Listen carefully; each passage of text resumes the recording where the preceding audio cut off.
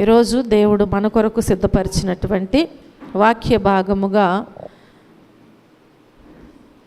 దేవుడు మనలను ప్రేమించి ఈ సంవత్సరమును దయా కిరీటముగా మన దేవుడు మనకు ధరింపజేసి ఉన్నారు. హల్లెలూయా, హల్లెలూయా.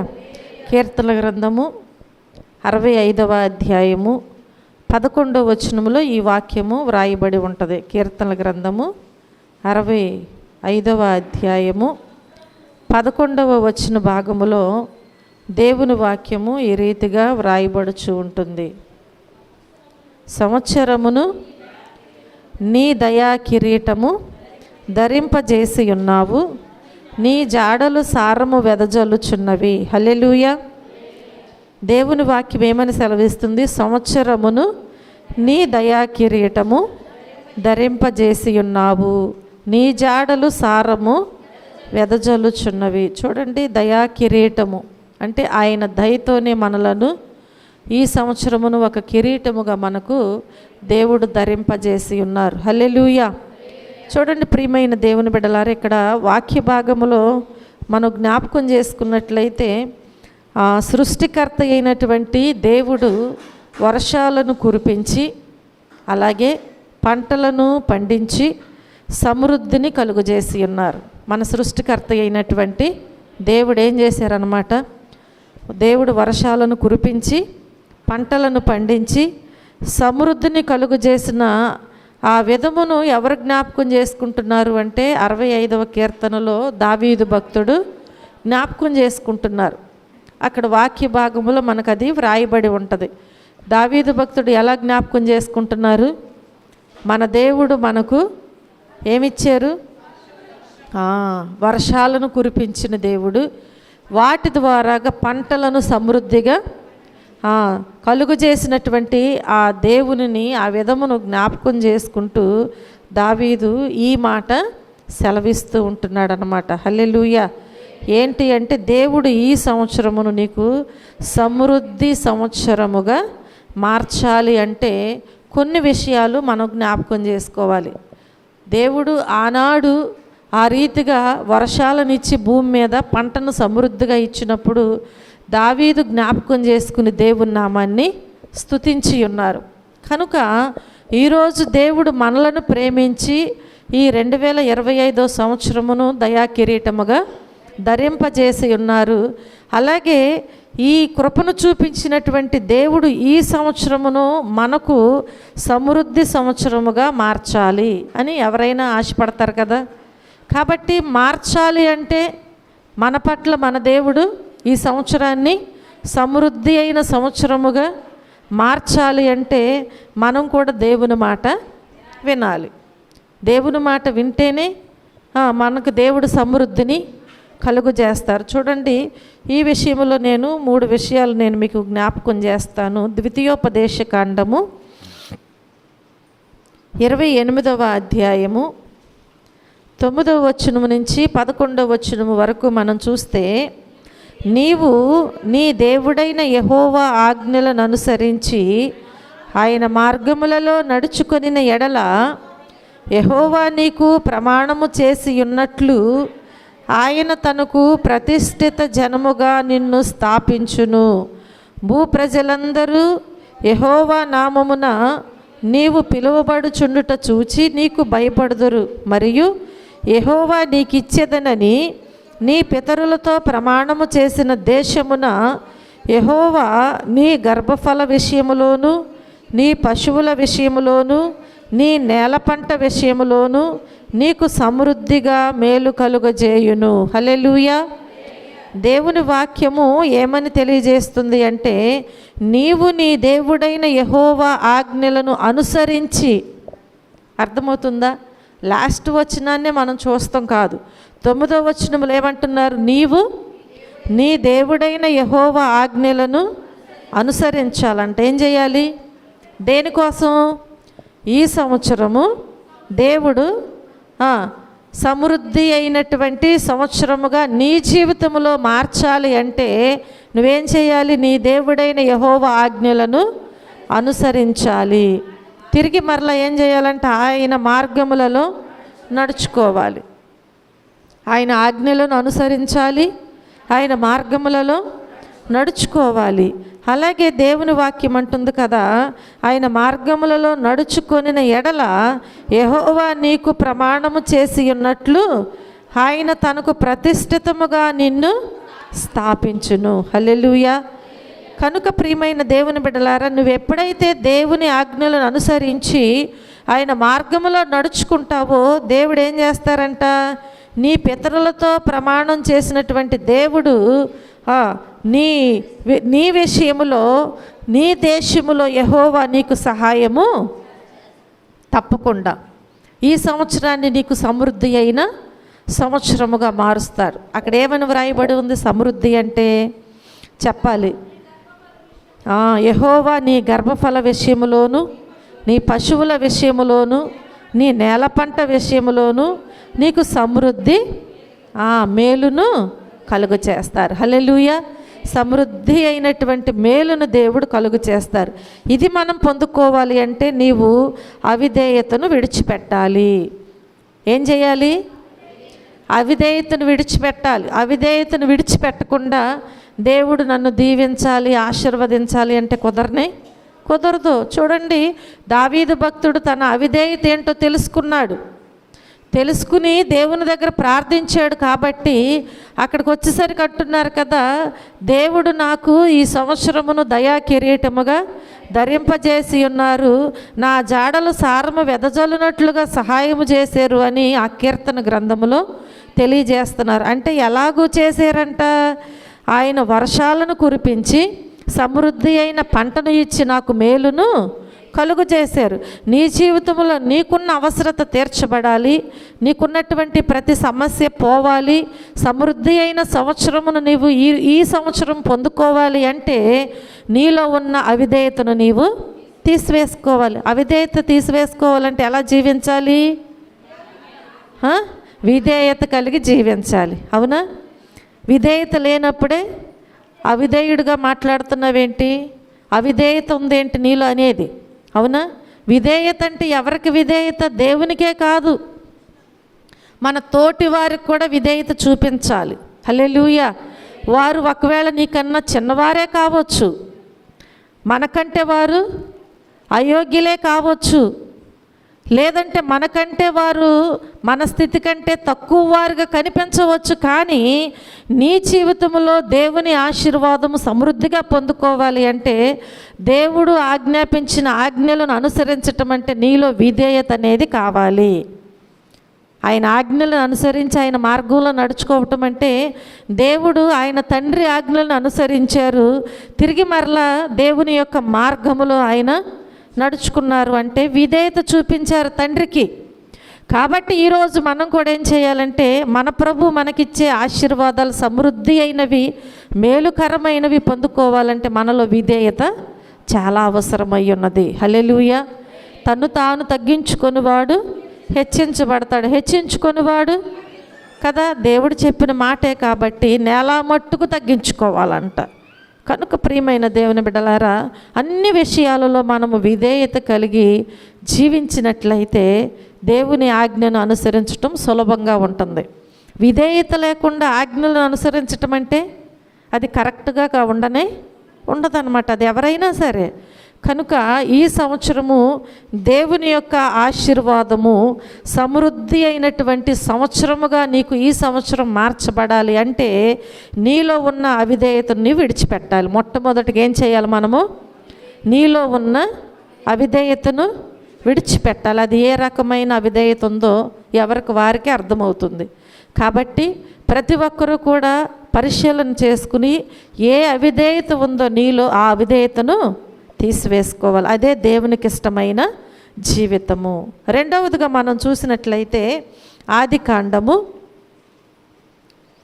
26వ అధ్యాయము, ఆదికాండము 26వ అధ్యాయము 12వ వచన భాగములో మనం జ్ఞాపకం చేసుకుంటే, ఇస్సాకు ఆ దేశమందున్న వాడై విత్తనము వేసి ఆ సంవత్సరము 100 ఫలము పొందెను.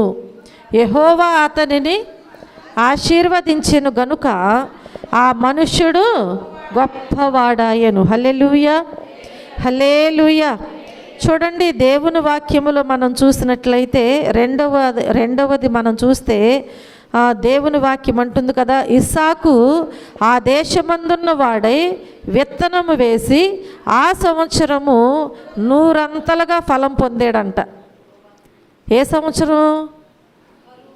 ఆయన ఎప్పుడైతే అసమర్థతను విడిచిపెట్టేసేసి దేవుని మీద ఆధారపడి విత్తనము వేసాడో ఆ సంవత్సరం అంట ఆయనకి ఎలాంటి ఫలం వచ్చిందంట? 100 ఫలము వచ్చిందంట. హల్లెలూయా, హల్లెలూయా. కనుక ప్రియమైన దేవుని బిడ్డలారా, ఎలాంటి ఆశీర్వాదము ఈ సంవత్సరం మనం పొందుకోవాలి అంటే రెండవదిగా మనం ఏం చేయాలంటే మనలో ఉన్నటువంటి అసమర్థతను విడిచిపెట్టాలి. మనలో ఉన్న అసమర్థతను విడిచిపెట్టాలి. మొట్టమొదటగా అవిధేయతను విడిచిపెట్టాలి. రెండవదిగా మనం ఏం చేయాలంటే అసమర్థతను విడిచిపెట్టాలి. చూడండి, ఇస్సాకు ఎలాగూ చేశాడు అంటే, ఇస్సాకును మనం చూస్తే గెరారులో ఇస్సాకు నివసిస్తున్నప్పుడు ఆ చోటి మనుషులు అతని భార్యను చూసంట ఆమె ఎవరని అడిగినప్పుడు అతడు ఆమె నా సహోదరి అని చెప్పాడంట. ఎక్కడ నివసిస్తున్నాడు? గెరారులో నివసిస్తున్నప్పుడు అక్కడ ఉన్నటువంటి వారు ఇస్సాకుతో మాట్లాడుచు ఈమె ఎవరు అని అడిగితే తన భార్యను ఈమె నా సహోదరి అని చెప్పాడు. ఎందుకు చెప్పాడు అంటే రెబెకా చక్కనిదిగా ఉందంట. ఎలాంటిదిగా ఉంది? రెబెకా చక్కనిది కనుక ఈ చోటి మనుషులు ఆమె నిమిత్తము నన్ను చంపుతారేమో అలాంటి ఆలోచన ఎందుకు వచ్చిందంటే అక్కడ ఉన్నటువంటి పరిస్థితులను బట్టి. ఆ పరిస్థితులను బట్టి ఒకవేళ ఈమె నా భార్య అంటే ఈమె నిమిత్తము నన్ను చంపుతారేమో అని చెప్పి ఈమె నా సహోదరి అని అక్కడ చెప్పినట్లుగా మనం చూస్తున్నాం. అంటే అలా చెప్పటానికి, తన భార్య అని చెప్పుకోవటానికి అక్కడ ఆయన వారిని చూసి భయపడ్డాడు. ఇస్సాకు భయపడ్డాడు. అంటే ఆయనలో ఏముంది? అసమర్థత ఉంది. ఎక్కడికి వెళ్ళినా కానీ నువ్వు ఎవరిని పూజిస్తావు అంటే మనలో ఒక అసమర్థత కనిపించకూడదు. వారు ఒకవేళ మనల్ని హింసించేవారైనా మనల్ని చంపేవారైనా సరే మనం ఏం చేయాలి? నా దేవుడు నిజమైన దేవుడు, నేను ఫలానా దేవుణ్ణి ఆరాధిస్తున్నాను, నేను ఆయననే సేవిస్తున్నాను అని మనం ఏం చేయాలి? భయపడకుండా సమర్థవంతులుగా మనము సమాధానము చెప్పాలి. అంతేకాని ఎక్కడికన్నా వెళ్ళినప్పుడు దేవుని బిడ్డలుగా ఉండటానికే, కనిపించటానికే మనం ఇష్టపడం. అలా ఉండటానికి వీల్లేదు. అదే ఒక అసమర్థత. చూడండి, తన భార్య చక్కనిదని తనను బట్టి తనను ఏమైనా చేస్తారేమో, చంపుతారేమో అని భయపడి భార్య అని చెప్పకుండా ఏం చెప్పాడు? సహోదరి అని చెప్పాడు. అక్కడ చాలా దినాలు ఉన్నారంట. చాలా దినాలు ఉన్న తర్వాత ఫిలిస్తీయుల రాజైన అబీమెలెకంట అసలు సహోదరి అని చెప్పాడు. వాళ్ళని చూస్తే అలా అనిపించట్లేదని గమనిస్తూ కనిపెడుతూ ఉన్నాడంట. నిజంగా తన సహోదరా లేదంటే ఇంకేమైనా అబద్ధం చెప్తున్నాడా అని చెప్పి గమనించంట కిటికీలో గుండా చూస్తున్నాడంట. ఏం చేస్తున్నాడు? ఆయన ఎవరు? ఆయన ఎవరండి? రాజు. రాజు చేసే పనేనది. అర్థమైందా? ఒక రాజు ఒకళ్ళింటికి వచ్చి అలా నిలబడి మాట్లాడటమే కష్టం. కానీ ఆయనకు వచ్చిన డౌట్ను బట్టి ఏం చేస్తున్నాడంటే కిటికీలో నుంచి చూస్తూ ఉన్నాడంట.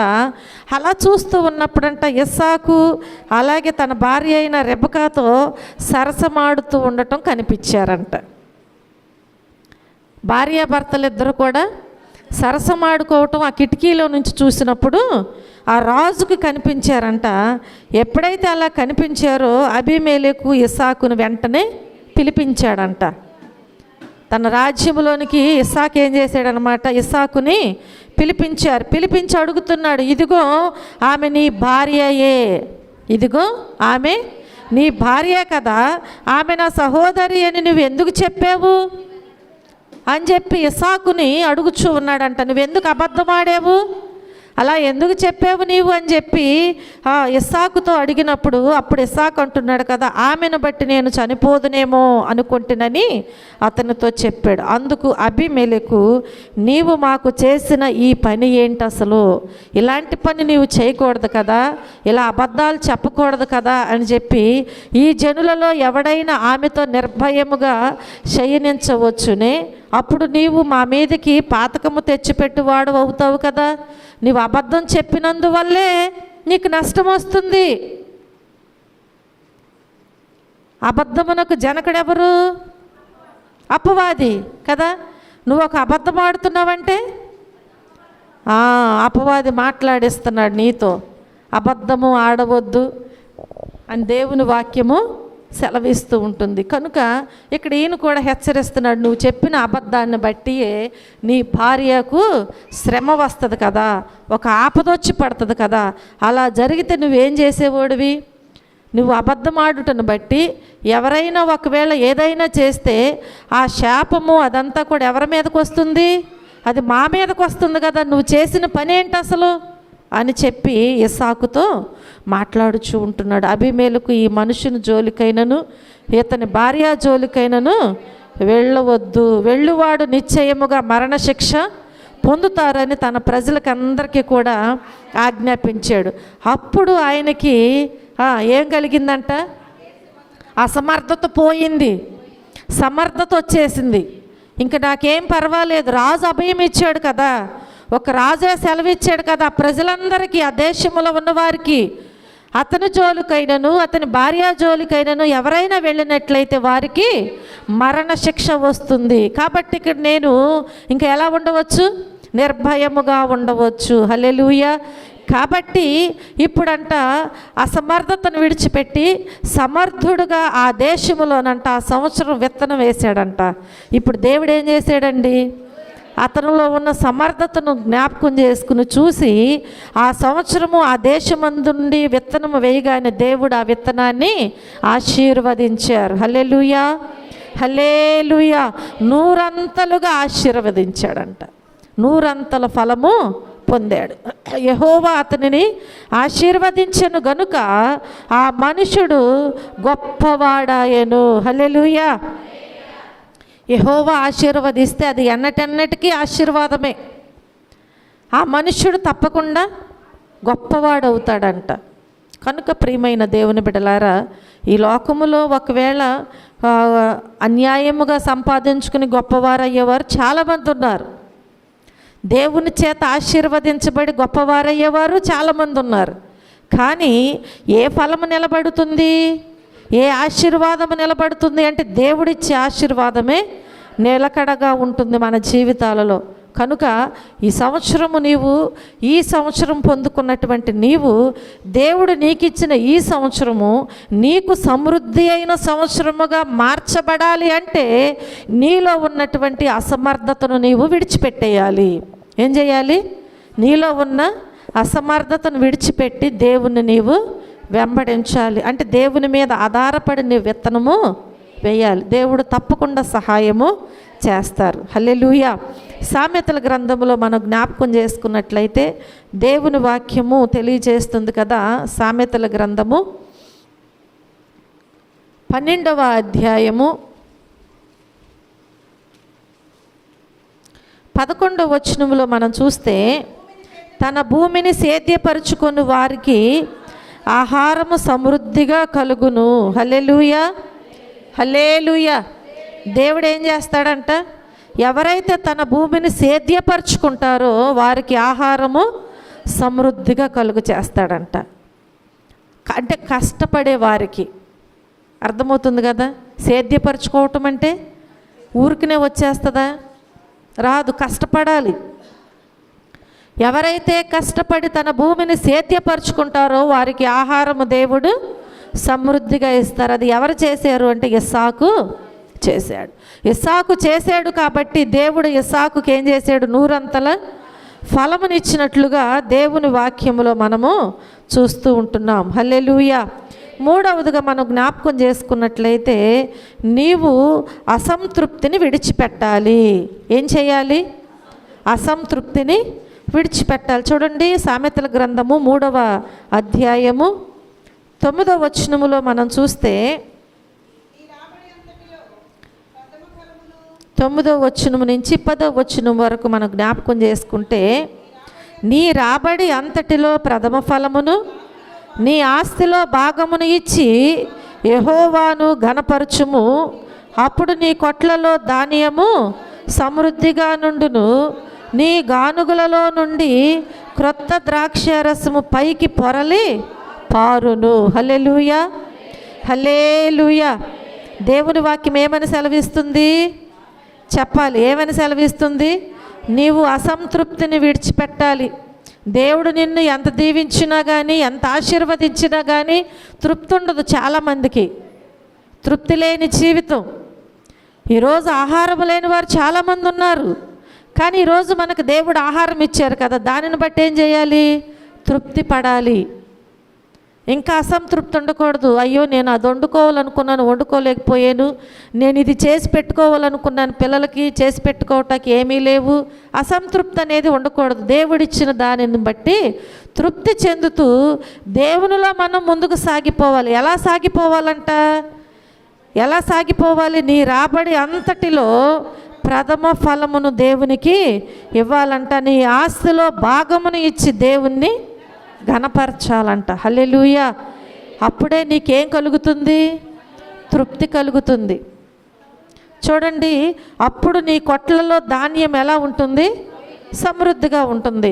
నువ్వు దేవునికి, నీ రాబడిలో నీవు దేవునికి ప్రథమ ఫలం ఇవ్వవు. అవునా? నీ రాబడిలో ప్రథమ ఫలం ఇవ్వు అంతటిలో. అది చాలా బాధ అసలు ఇవ్వాలంటే. అలాగే మనం చూస్తే నీ ఆస్తిలో భాగమునిచ్చి దేవుణ్ణి ఘనపరచువు. అమ్మో, ఒకవేళ నా రాబడి అంతట్లో ప్రథమ ఫలం ఇమ్మని దేవుని వాక్యము సెలవిస్తుంది కదా, ఎంత ఇచ్చేస్తే సేవకులు ఎలా బాగుపడిపోతారో. ఎంత ఇవ్వాలా? అవునా? ఎంత ఇవ్వాలా? దేనికన్నా ఇస్తే పేరు చదువుతారుగా. అర్థమవుతుందా? దేనికన్నా ఇస్తే పేరు చదువుతారు కదా. కాముగా తీసుకెళ్ళి పాస్టర్ గారికి ఇచ్చి ప్రార్థన చేయమంటే దానివల్ల ఉపయోగం ఏముంది? చూడండి, ఎలా తృప్తిపరచబడతావు నీవు? దేవుడిచ్చిన నీ భాగమును, ఒకవేళ దేవుడు నీకు ఇచ్చినటువంటి నీ జీతాన్ని లేదా నీ పనికి ఇచ్చినటువంటి ఆ ధనాన్ని దీవించబడాలి, ఆశీర్వదించబడాలి, అది నీకు సమృద్ధిగా ఉండాలి అంటే తిరిగి దేవుని నీవు ఘనపరచాలిగా. దేవుడిచ్చిన దానిని దేవుడికి ఇవ్వటానికి నీకు అంత బాధేస్తే నీకు తృప్తి ఎక్కడి నుంచి వస్తుందండి? అది రానే రాదు. ఎక్కడ పోసినట్టు అవుతుందంట? చిల్లు సంచిలో పోసినట్టు అయిపోద్దంట. నెలంతా కష్టపడతావు కానీ నీకు ఆఖరికి ఏముంటుంది? అసంతృప్తే ఉంటుంది. ఏ విధముగా దేవునికి నువ్వు ఇవ్వవలసింది ఇవ్వట్లేదో ఆ భాగం ఏ విధంగా వెళ్ళిపోవాలో అలా వెళ్ళిపోద్ది కూడా. మీరు ఆలోచించండి. దేవునికి ఇవ్వకుండా ఉన్నావు నీవు, కానీ అది నీకు ఉండనే ఉండదు. ఎట్లాగేనంట, పాలు అమ్మే అమ్మాయి అంట, అదే పాలు అమ్మే అబ్బాయి పాలు చక్కగా అమ్ముతున్నాడంట. వాడలో ఆ పడవలో ప్రయాణం చేసి పాలు తీసుకెళ్ళి అమ్మి మరలా వస్తాడంట. అయితే పడవలో వెళ్ళేటప్పుడంట ఆ సముద్రంలో, అదే ఆ కాలువలో ఉన్నటువంటి, ఆ నదిలో ఉన్నటువంటి నీళ్లు తీసుకుంటాడంట. ప్రయాణం చేసేటప్పుడు ఏం చేస్తాడు? 10 లీటర్ల పాలు తీసుకెళ్తే దానికి ఎన్ని కలపాలో అన్ని నీళ్లు దానిలో నుంచి తీసుకుని పోసుకుంటున్నాడంట. రోజు పోసుకొని వెళ్ళి అమ్మేసుకుంటున్నాడు. రిటర్న్ వస్తూ ఉంటున్నాడంట. వచ్చేటప్పుడు ఏం చేస్తున్నాడంట? పాలు ఇన్ని లీటర్లు, నీళ్లు ఇన్ని లీటర్లు, ఇవి పాల డబ్బులు, ఇవి నీళ్ళ డబ్బులని లెక్క పెట్టుకుంటున్నాడు. అంటే ఇంత లాభం, ఇంత లాభం కదా అని వేరువేరుగా లెక్క పెట్టుకుంటున్నాడు. అంటే ఈ వేరు చేసుకుంటున్నాడంట. రోజు చూస్తుందంట. ఒకరోజు అలాగే లెక్క పెట్టుకుని వేరు చేసి ఇవి పాల డబ్బులు, ఇవి నీళ్ళ డబ్బులు అంటున్నాడంట. ఏంటి చూసేది? కోతి రోజు చూస్తుంది. 2 పోగులు వేస్తున్నాడు కదా. ఒకరోజు గబాలను వచ్చంట నీళ్ళ డబ్బులు తీసి నీళ్ళలో పడేసిందంట. హల్లెలూయా. నీళ్ళ డబ్బులు ఎవరికి చెందాలి? నీళ్ళకే చెందాలి కదా. పాల డబ్బులు పాలు అతనికే చెందాలి. కాబట్టి ఇప్పుడు ఈ కోతి న్యాయం చేసింది నీళ్ళకి. ఇవి నీళ్ళ డబ్బులు కాబట్టి నీళ్ళలో పడేసిందంట. అప్పుడు తెలుసుకున్నాడంట, బుద్ధి వచ్చిందంట. నిజమే కదా, ఇవి నావి కాదు కదా. చూడండి, ప్రథమ ఫలం ఎవరి భాగం అంట? దేవుని భాగము. దేవుని భాగాన్ని దేవునికి ఇవ్వకోకుండా నాకు తృప్తి లేదు, నాకు తృప్తి లేదు అంటే ఎలా వస్తుందండి తృప్తి? దేవుని భాగాన్ని దేవునికి ఇవ్వండి. అప్పుడు దేవుడు ఏం చేస్తాడంట? అప్పుడు నీ కొట్లలో ధాన్యము సమృద్ధిగా ఉంచుతాడంట. హల్లెలూయా. చూడండి, ఇస్సాకుకి 100 ఫలము వచ్చిందంటే ఒకవేళ ఆయన దేవునికి ఇవ్వటను బట్టియే కదా అని మీరు చదువుకోవాలి. అదంతా అబ్రహాము కూడా ఎవరికి ఇచ్చాడు? హల్లెలూయా, యాజకునికి ఇస్తూ ఉన్నాడంట. ప్రియమైన దేవుని బిడ్డలారా, మనం సమృద్ధిగా సంతృప్తిగా ఉండాలి.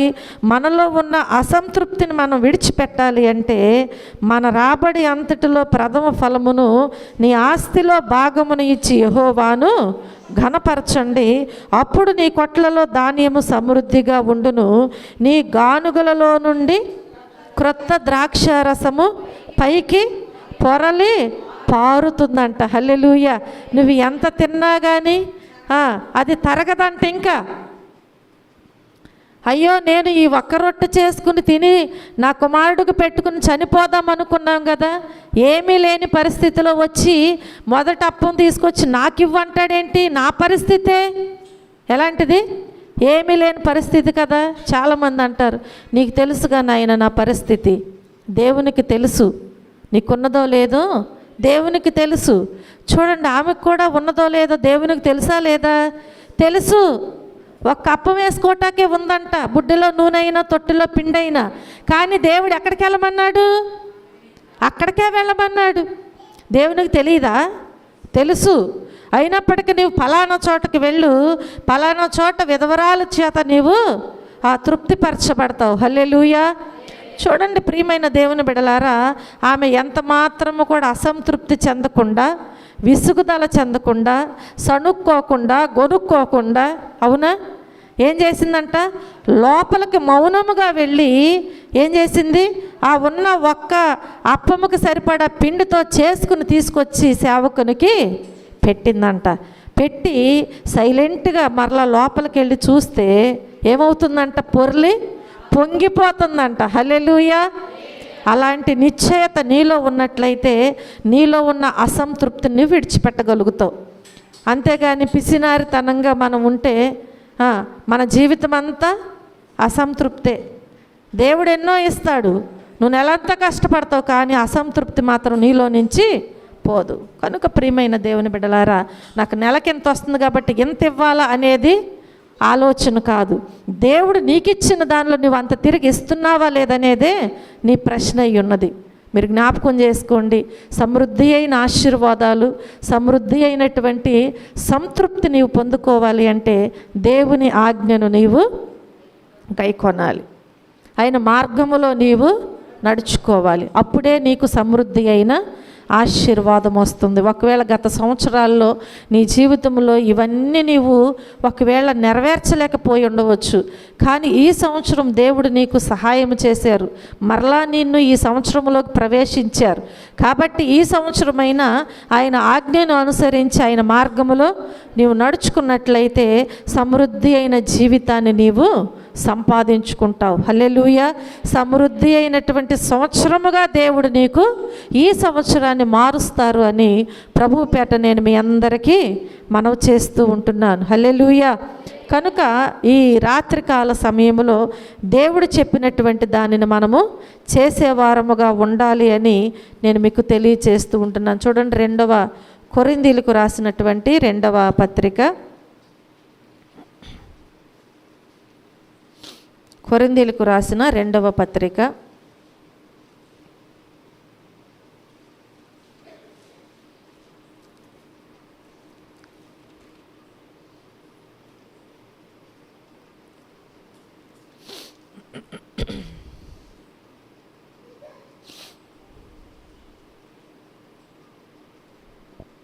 9వ అధ్యాయము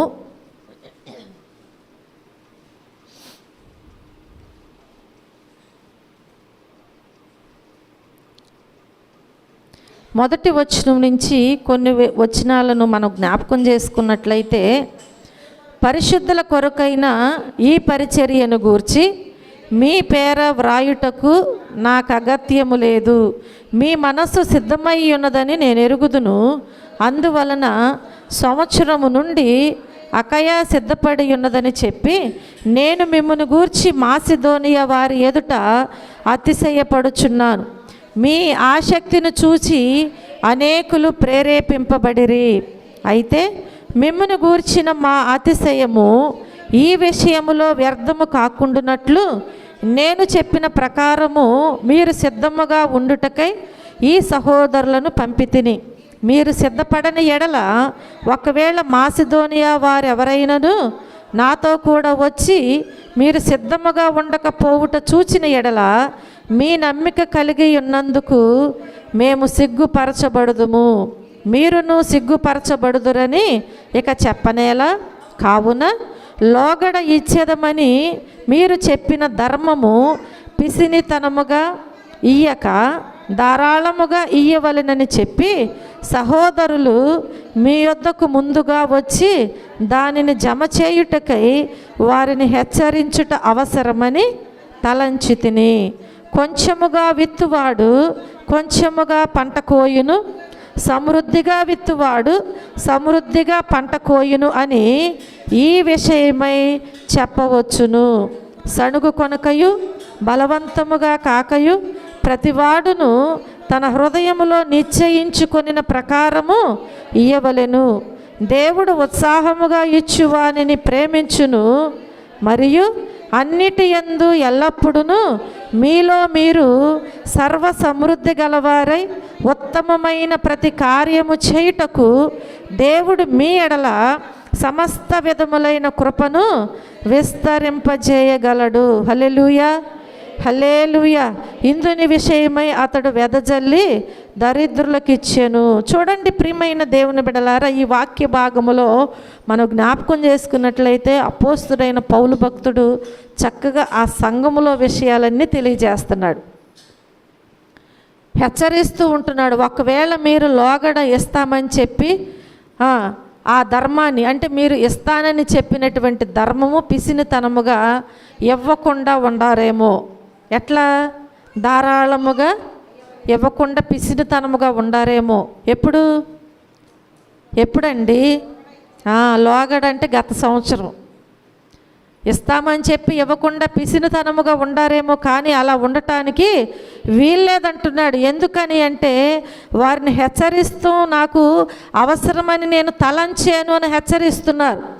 సంఘానికి చెప్పకపోతే అది ఎవరు తప్పు అవుతుంది? చెప్పేవారిదే తప్పు అవుతుంది. చెప్పినా చేయకపోతే ఎవరు తప్పు అవుతుంది? వినేవారిదే. కాబట్టి ప్రియమైన దేవుని బిడ్డలారా, ఆయన హెచ్చరిస్తూ వారికి తెలియజేస్తున్నారు. ఏంటది? మీ వద్దకు నేను సహోదరులను పంపిస్తున్నాను ముందుగానే, మీరు ఒకవేళ ముందుగా వచ్చి దానిని జమ చేయుటకై వారిని హెచ్చరించుట అవసరమని నేను తలంచాను. కాబట్టి ఒకవేళ మీలో ఎవరైనా కొంచెముగా విత్తినట్లయితే తిరిగి మరలా మీరు కొంచెముగానే పంటకు వస్తారు. కానీ ఇప్పుడు మన ఆశ ఏంటి? ఈ సంవత్సరము నీకు సమృద్ధి అయిన సంవత్సరముగా మార్చబడాలి. అలా మార్చబడాలి అంటే ఇప్పుడు నువ్వేం చేయాలి? చెప్పాలి. కొంచెముగా విత్తాలా? కొంచెముగా విత్తువాడు కొంచెముగానే మరలా తిరిగి పంటకు వస్తాడంట. కాబట్టి ఇప్పుడు దేవుని వాక్యం ఏమని సెలవిస్తుంది అంటే, సమృద్ధిగా విత్తువాడు సమృద్ధిగా తిరిగి మరలా పంటకు వస్తానని ఈ విషయమై నేను చెప్పవలసి వస్తుంది. కాబట్టి మీరు ఇచ్చేటప్పుడు సణుగుకోవద్దు. సణుక్కుంటున్నారా? సణుక్కుంటే తిరిగి ఆశీర్వాదాలు మీకు రావు. సణుక్కోవద్దు. ఆ పేద విధవరాలికి ఏమీ లేదు, సణుక్కోలేదు, గొనుక్కోలేదు, వెనక ముందు చూడలేదు, వెళ్ళిన తర్వాత నేను ఎలా బ్రతకాలని ఆలోచించలేదు. ధనవంతులు చాలామంది వచ్చి వారికి తగినంత ధనాన్ని వారు వేస్తున్నారంట, కానీ ఆమెకు ఏమీ లేదు, ఉన్నదంతా తీసుకొచ్చి వేసింది. కాబట్టి యేసు ప్రభు వారు ఆమెను సంబోధించి మాట్లాడుతూ ఉంటున్నారు. కాబట్టి నువ్వు ఇచ్చేటప్పుడు ఏమాత్రం కూడా సణుక్కోవటానికి వీల్లేదు. సణుగుకోకుండా ఇవ్వాలంట. ఇంకా ఎలా ఇవ్వకూడదంట? బలవంతంగా ఇవ్వకూడదంట. అందరు ఇస్తున్నారు కాబట్టి ఇవ్వాలి. అమ్మగారు ఏం పేర్లు చదువుద్ది, అవునా? పేర్లు చదువుద్ది, మా పేరు రాకపోతే మళ్ళీ బాగోదు కదా. వాళ్ళకుండి వాళ్ళు ఇస్తారు, మనకి ఎక్కడి నుంచి వస్తాయి? నువ్వు కష్టపడట్లేదా? దేవుడు నీకు కష్టార్జితాన్ని ఇవ్వట్లేదా? నీ కష్టార్జితం ఆశీర్వదించబడాలి కదా. అలాంటప్పుడు మనం ఏం చేయాలి? బలవంతంగా ఇవ్వటానికి వీల్లేదు. హల్లెలూయా. కనుక ప్రియమైన దేవుని బిడ్డలారా, సణుకుకోకుండా బలవంతముగా కాక ప్రతి వారు కూడానంట తమ హృదయములో నిశ్చయించుకొనిన ప్రకారము ఇయ్యవలెను. దేవుడు ఉత్సాహముగా ఇచ్చువానిని ప్రేమిస్తాడంట. నిన్ను ప్రేమించాలి.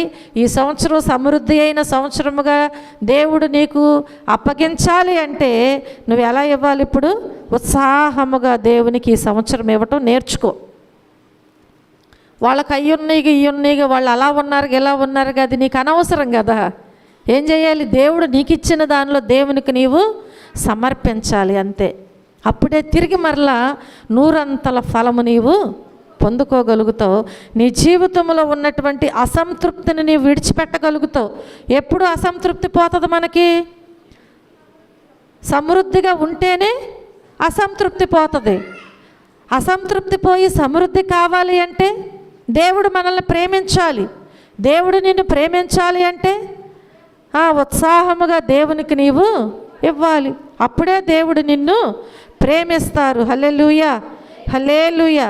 కాబట్టి అన్నిటి యందు ఎల్లప్పుడూ మీలో మీరు సర్వ సమృద్ధి గలవారై ఉత్తమమైన ప్రతి కార్యము చేయుటకు దేవుడు మీ ఎడల సమస్త విధములైన కృపను విస్తరింపచేయగలడు. అందుకు ఆయన సమర్థుడు. హల్లెలూయా. ఎందుకంటే మన ప్రతి అవసరత ఆయనే మనకు తీరుస్తాడు. ఆయన మహిమైశ్వర్యములోనిచ్చి ఆయన తీరుస్తారంట. హల్లెలూయా. నాకు ఇది లేదు అది లేదని నువ్వు అనుకోవద్దు.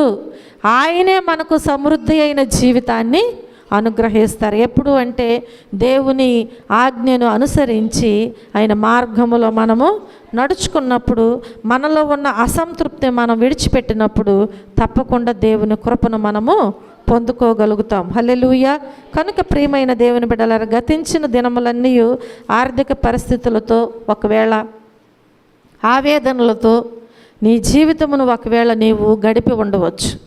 గత సంవత్సరం అంతా కూడా నీ జీవితంలో ఎలాంటి పరిస్థితులను నీవు ఎదుర్కొని ఉండవచ్చు. అయితే ఈ నూతన సంవత్సరములో నిన్ను నూతనమైన జీవితముతో నడిపించేటువంటి దేవుని చేతులకు నిన్ను నీవు ఒకవేళ నీ జీవితాన్ని అప్పగించుకున్నట్లయితే తప్పకుండా దేవుడు నీకు గొప్ప సమృద్ధిని కలుగజేసి ఈ సంవత్సరమును సమృద్ధి సంవత్సరముగా నీకు నీ కుటుంబానికి ఆయన మారుస్తారు. అందుకు మన దేవుడు సమర్థులు అని ప్రభుపేట నేను మీ అందరికీ మనవి చేస్తూ దేవుడి చిన్న వాక్యాన్ని దీవించి ఆశీర్వదించునుగాక. ఆమేన్. అందరూ మోకరించినట్లయితే ప్రార్థన చేసుకుందాం. దేవుని సన్నిధిలో విత్తబడినటువంటి వాక్యమును బట్టి మన జీవితంలో మరి ఏ విషయంలో మనం ఎలా ఉంటున్నాము అనేది జ్ఞాపకం చేసుకుని దేవుని సన్నిధిలో మనం ప్రార్థన చేయాలి. అందరూ మోకరించండి, ప్రార్థన చేసుకుందాం. నీ ఆధ్యాత్మిక జీవితంలో నీవు ఒకవేళ అవిధేయత కలిగి గత సంవత్సరం అంతా జీవించేవేమో. నీలో ఉన్నటువంటి అవిధేయతను విడిచిపెట్టాలి. నీవు దేవునికి ఇష్టమైన బిడ్డగా నీవు జీవించాలి అని నువ్వు కోరుకున్నట్లయితే దేవుడిచ్చే సర్వ సమృద్ధిని ఈ సంవత్సరము సమృద్ధి అయిన సంవత్సరముగా నీవు పొందుకోవాలని ఆశపడినట్లయితే నీవు నీలో ఉన్న అవిధేయతను మొదట నీవు విడిచిపెట్టాలి. అలాగే నీవు నీలో ఉన్నటువంటి అసమర్థతను నీవు విడిచిపెట్టాలి. అలాగే నీలో ఉన్నటువంటి అసంతృప్తిని నీవు విడిచిపెట్టాలి. ఈ మూడిటిని నీవు ఎప్పుడైతే విడిచిపెట్టి దేవుడు ఆజ్ఞాపించినట్లుగా నీవు జీవిస్తావో తప్పకుండా దేవుడు నీకు సహాయము దయచేస్తారు. ప్రార్థన చేసుకుందాం. అవును ప్రభువా, అలా మేము ఎప్పుడైతే జీవిస్తామో నాయనా, అప్పుడు మీరు తప్పకుండా నా తండ్రి ఈ సంవత్సరమును సమృద్ధి సంవత్సరముగా మా జీవితాలలో మార్చే దేవుడు అయ్యా. నువ్వు నమ్మినట్లయితే, విశ్వసించినట్లయితే దేవుని సన్నిధిలో ప్రార్థన చేయి. దేవుని సన్నిధిలో నువ్వు మోకరించి ప్రార్థించు. నీ హృదయపూర్వకముగా దేవుని దగ్గర నువ్వు విన్నపములు చేయి, విజ్ఞాపన చేయి, మొరపెట్టు. నీలో ఉన్న లోపములను నీవు సరిచేసుకుని ఆ ప్రకారంగా జీవించు. అప్పుడే నీవు చూస్తావు దేవుడిచ్చే కృప ఎలా ఉంటుందో. అలాగూ కాకుండా మనం పెదవులతో ప్రార్థన చేసి దేవుడు చెప్పినటువంటి వాటిని మనం చేయకుండా ఒకవేళ జీవించినట్లయితే దేవుని కృప మనం ఎలా పొందుకోగలుగుతాం? దేవుని ఆశీర్వాదాలు ఎలా చూడగలుగుతాం? సమృద్ధి అయిన సంవత్సరముగా మన జీవితంలో ఎలా మార్చబడుతుంది? మొదట నీవు దేవునికి అప్పగించుకుని నీలో ఉన్నటువంటి ప్రతి పరిస్థితులను నీవు మార్చుకున్నట్లయితే దేవుడు తప్పకుండా నిన్ను, నీ కుటుంబాన్ని ఈ సంవత్సరం ఆశీర్వదిస్తానికి ఆయన సిద్ధముగా ఉన్నారు, ఆయన ఇష్టముగా ఉన్నారు. ఆ దేవునికి నీవు ప్రార్థన చేసి సరి చేసుకో. ప్రార్థన చేసుకుందాం. ప్రేమ కలిగిన తండ్రి, కృప కలిగిన మా దేవ, మా రక్షకుడా, మీ పరిశుద్ధమైన నామమునకు లెక్కలేని కృతజ్ఞతాస్తుతులు, స్తోత్రములు, వందనాలు తెలియజేస్తున్నాను ప్రభువా. అయ్యా, మీ ఉచితమైన కృపతో, ప్రేమతో నా తండ్రి, ఈ రాత్రికాల సమయంలో మా మధ్యలో మీరుండి మీ ఆత్మతో నడిపించిన మా గొప్ప దేవ, మీకే స్తోత్రములు, స్తోత్రములు, స్తోత్రములు, స్తోత్రములు ప్రభువా. విత్తబడిన ప్రతి విత్తనము కూడా బిడ్డల హృదయాలలో నూరంతలుగా ఫలింపబడటానికి మీ సహాయమును దయచేయండి అయ్యా. విన్న వాక్యమును విడిచిపెట్టక హృదయములో భద్రపరుచుకుని తిరిగి నెమర వేసుకునే జ్ఞానమును నా ప్రభువా, జ్ఞాపక శక్తిని మీరు దయచేయండి అయ్యా. అంతేకాదు నా తండ్రి, మీరు చెప్పినటువంటి నైనా ఆజ్ఞానుసారముగా నైనా మీ ఆజ్ఞలను అనుసరించి మీ మార్గములో నడుచుకొనుచునైనా మీరిచ్చే ప్రతి ఆశీర్వాదాలు పొందుకోవటానికి మీ కృప అనుగ్రహించండి తండ్రి. మీకు వందనాలు, స్తోత్రములయ్యా. మీకు లోబడి మీ మాట చొప్పున మేము జీవించినట్లయితే సర్వ సమృద్ధి అయిన జీవితాన్ని మాకు ఇచ్చే దేవుడువు నా ప్రభువా. అయ్యా, ఇహమందును పరమందును నూరెట్ల ఆశీర్వాదాలు ఇచ్చే దేవుడువు నా ప్రభువా. నీ బిడ్డలమని మేము చెప్పుకోవటం కాదు, కానీ తండ్రి మాట చొప్పున మేము నెరవేర్చే వారముగా ఉండునట్లుగా అయ్యా, నీ బిడ్డలుగా మేము ముందుకు సాగిపోవటానికి మీ సహాయమును దయచేయండి. ఈ రాత్రినైనా కూడి వచ్చిన బిడ్డలందరిని బట్టి మీకు వందనాలు. రాలేని బిడ్డలు అనేక మంది ఉన్నారయ్యా. అయ్యా, మీ చిత్తమైతే మరొక సమయమును వారికి మీరు అనుగ్రహించమని అడుగుచున్నాను తండ్రి. మీకు వందనాలు, స్తోత్రములు ప్రభువా. బిడ్డలు తిరిగి గృహాలకు వెళ్ళుచుండగా క్షేమముగా తీసుకుని వెళ్ళండి. మరలా రేపు రాత్రి మీ పాద సన్నిధిలో చేరి మీ నామమును స్తుతించి ఆరాధించి ఘనపరిచేంత వరకునైనా మమ్మల్ని అందరినీ కూడా మీ బలిష్టమైన రెక్కల చోటను భద్రపరచమని, అంతవరకు నా ప్రభు మీ కృపా సహాయం మాకందరికీ అనుగ్రహించమని, మీరే మహిమ, ఘనత, ప్రభావములు పొందమని యేసుక్రీస్తు అతి శ్రేష్టమైన నామములో ఈ ప్రార్థనా మనవులు అడిగి వేడుకుని పొందుకొని ఉన్నాము మా పరమ తండ్రి. ఆమేన్. మన తండ్రి